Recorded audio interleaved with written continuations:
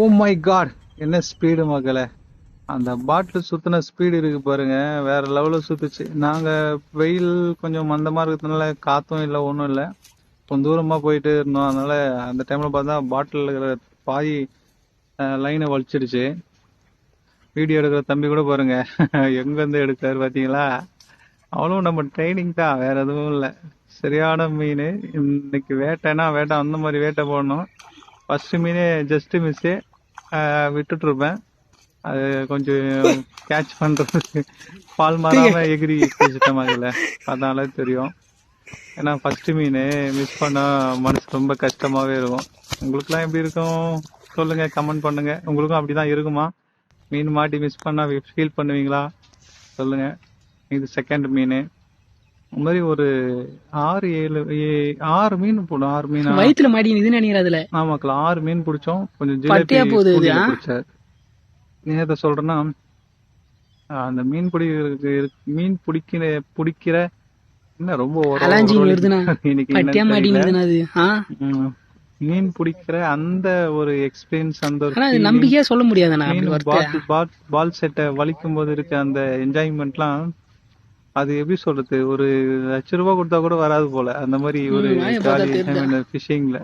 அதே போல மீனை விட்டோம், ஏன்டா அவ்வளோ அப்செட் ஆயிடுவோம் நான்லாம். நீங்களாம் எப்படின்னு தெரியல. அந்த மாதிரி மீன் அப்படியே அந்த ஆசை, அதை பிடிக்கிற ஆசை வந்து அந்த அளவுக்கு ஒரு என்ஜாய்மெண்ட் கொடுக்குது நமக்கு. மனுஷனுக்குனாலே ஒரு அவர்களுக்கு ஒவ்வொருத்தருக்கு விளையாடுறதுல என்ஜாய்மெண்ட்ஸ் இருக்கும். ஒவ்வொருத்தருக்கு அவங்க செய்யற வேலை மேல, பிசினஸ் மேல, இல்ல படிப்பு மேல, அவங்க செய்யற எல்லா விஷயத்தையும் அவங்களுக்கு ஒரு இன்ட்ரெஸ்ட் இருக்கும். நமக்கு ஆல் இன்ட்ரெஸ்ட், நம்ம விளையாடுறதுக்கு பிடிக்கும், ஃபிஷிங் பிடிக்கும், பிசினஸ்லயும் ஃபுல் ஈடுபாடு, இந்த மாதிரி ஒர்க் அவுட் பண்றது, இந்த மாதிரி எல்லா விஷயத்துலயும் நம்ம பண்ணுவோம். ஒரு என்ஜாய்மெண்டோட ஒரு ஃபுல் ஃபீலா செய்யணும் அப்படின்னு நினைப்போம். மீன் பிடிக்கிறதும் அப்படிதான். கஷ்டப்பட்டு மீன் பிடிச்சி அது வீடியோ போட்டு அதெல்லாம் நீங்க எல்லாரும் பார்த்தீங்கன்னா, அந்த வர லைக், ஷேர், கமெண்ட்ல மூலியமா நானும் சில விஷயங்களை கற்றுக்குவேன். மீன் பிடிக்கிறது மட்டுமே நம்ம தொழில் இல்லை. நம்ம வந்து catering and water can business, நம்ம டாடா ஏசி வச்சிருக்கோம். இந்த டாடா ஏசி சூப்பர் கேரி வண்டி வச்சிருக்கேன். இது மூலியமா நம்ம பிஸ்னஸ் போயிட்டு இருக்கு. அந்த டைம் இல்லாம எப்போ ஃப்ரீ இருக்கோ அந்த டைம்ல நம்ம ஃபிஷிங்க்கு வந்து வீடியோ எடுத்து நம்ம போடுறோம். இதெல்லாம் இல்லாம நம்ம அந்த மினிஸ்ட்ரி வைஸ்ல, காட் கிரேஸ்ல கடவுளுடைய ஊழியத்தை நம்ம செய்யறோம். சில விஷயங்கள் கடவுள் நம்ம கொண்டு நடத்துறாங்க. அவருடைய வழியில நம்ம சில விஷயத்த செய்யறோம். அவருடைய சித்தத்தின்படி நம்ம செய்யறோம். அதனால நமக்கு ரொம்ப பிடிச்ச ஒரு ஹாபி இந்த ஃபிஷிங். நிறைய விஷயங்கள் நமக்கு வாழ்க்கையில பிடிச்சதை நம்ம செய்யணும் அப்படின்னு நினைப்போம்.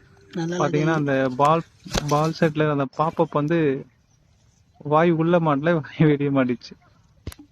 அந்த மாதிரி எல்லாரும் அவங்களுக்கு பிடிச்ச விஷயத்த நீங்க செய்யுங்க. அவங்க பேசுவாங்க, இவங்க பேசுவாங்க, நம்ம அதை ஃபீல் பண்ணி ரோல் பண்றதுனால நோ யூஸ்.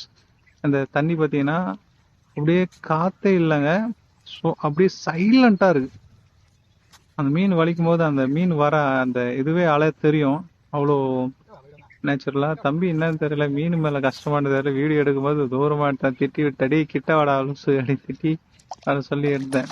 ஏன்னா அந்த எவ்வளவு ஸ்பீடா எடுத்து அடிச்சேன் பாத்தீங்களா? ஏன்னா பயந்து அந்த மீன் மிஸ் ஆயிட போகுதுன்னு சொல்லிட்டு அதனால அந்த வலிச்சே அடிச்சு.